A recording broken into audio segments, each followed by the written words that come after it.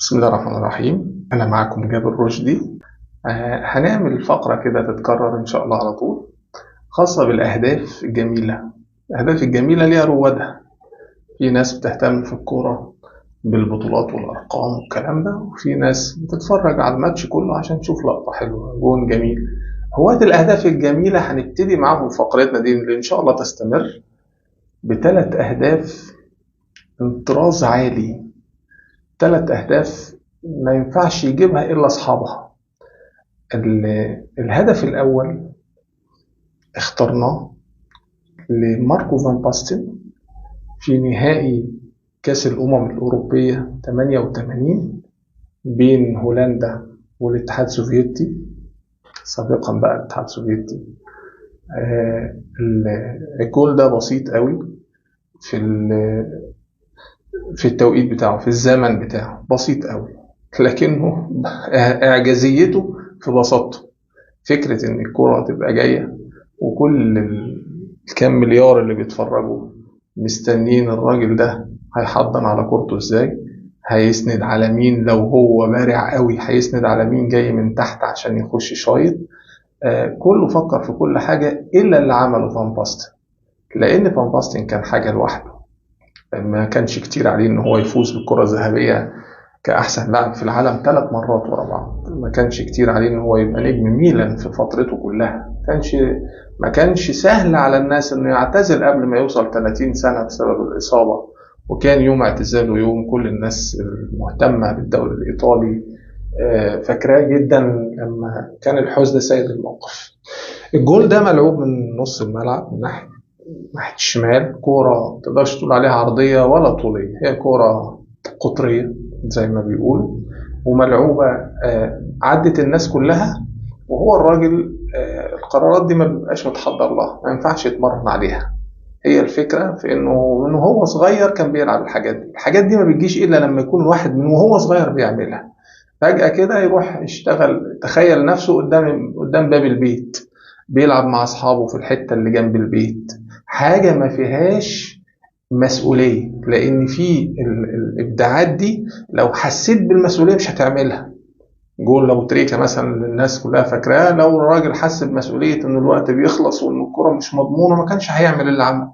هو عمل اللي عمله عشان يتعود عليه وهو صغير، مش بيتمرن عليه، هو متعود إنه تجيله الحاجات الغريبة هيعملها. دي أصلا حاجات خاصة بالمبدعين فقط. الجول بتاع ماركو فان باستن لو جبت ناس تتمرن عليه وتحاول تعملها كتير جدا، الناس حاولوا كتير ما يقدروش. هي بتبقى كده مكتوبة إنه الراجل ده هيخلد في التاريخ الرياضي بجون زي اللي حضرتك هتشوفه دلوقتي. وشوف كده زميلنا محمد سيد هيعمل ايه وهو بيفرجك على الجون.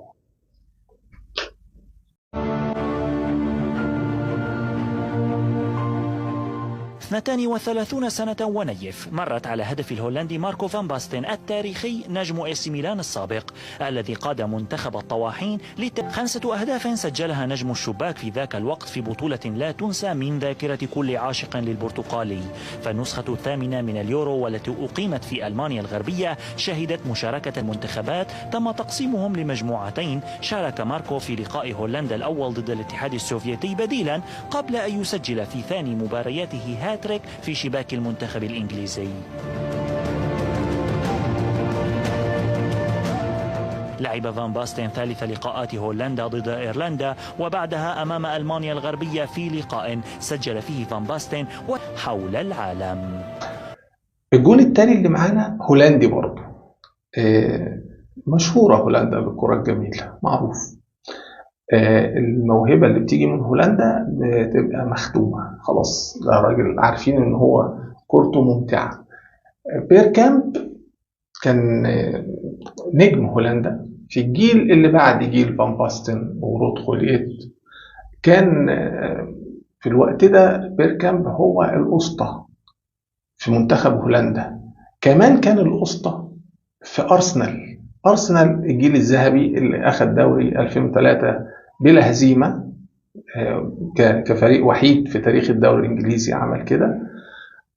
جاب جول يمكن حتى لو قلنا له هو عيده مش هيقدر يعيده، لأنه استلم من بيريس في ناحية الشمال. مفترض ان الوينجات ساعتها كانت تطلع لحد رايت الكورنر وبعدين تعمل العرضية طويلة، يطلع راس الحربة يزاحم المدافعين ويحط كوعه على كتف ده وكوع التاني على الكتف ده ويضرب بدماغه. لا لا لا، بيركامب مش بتاع الكلام ده. بيركامب بيقول له بس نزلها لي عند القوس بتاع ال 18 وانا هتصرف.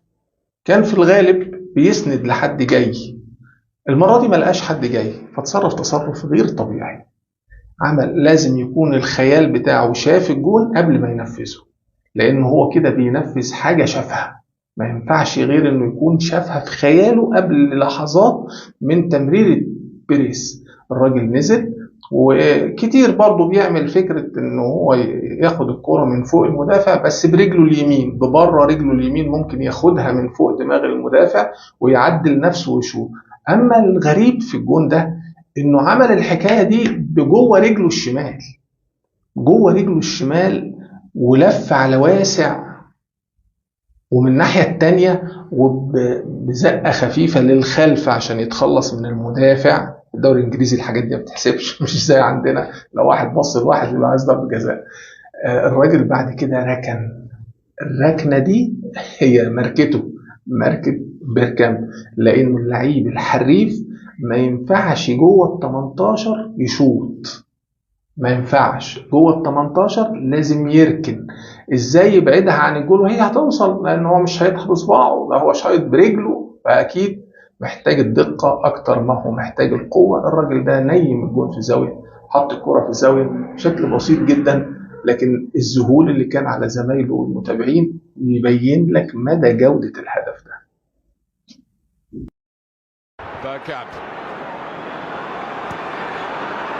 Perez, Wilco makes a run ahead of it. Bergkamp suddenly changed pace through the centre. It's Bergkamp! That's magnificent!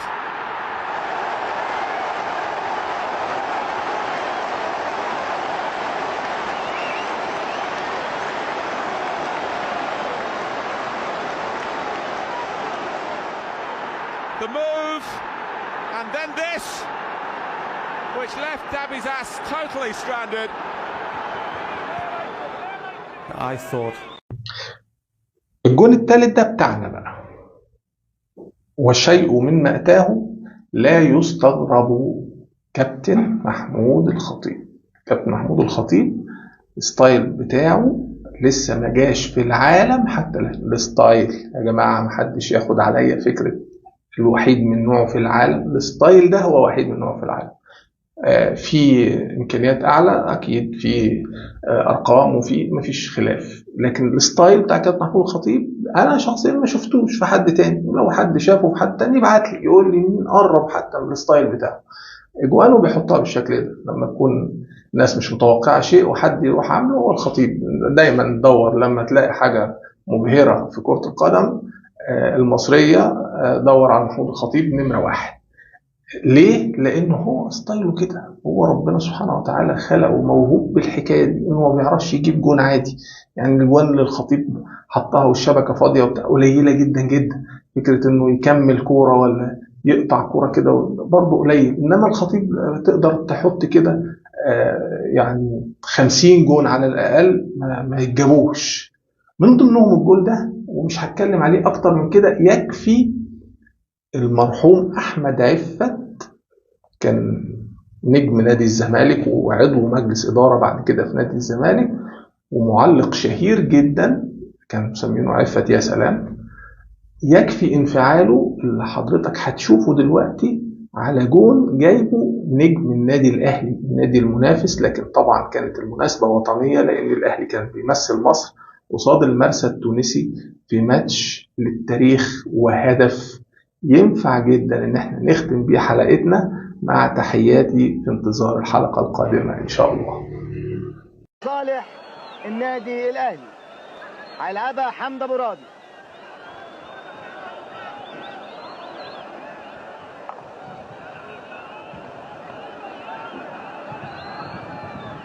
ولعب كرة حلوة حمد ابو راضي وتعدي وجول فاضي ومحمد عامر. يا سلام، وترد تاني والخطيب. يا جول جول جول جول جول عظيم، جول عظيم، مش معقول مش معقول. جوه الجول، يا سلام، جول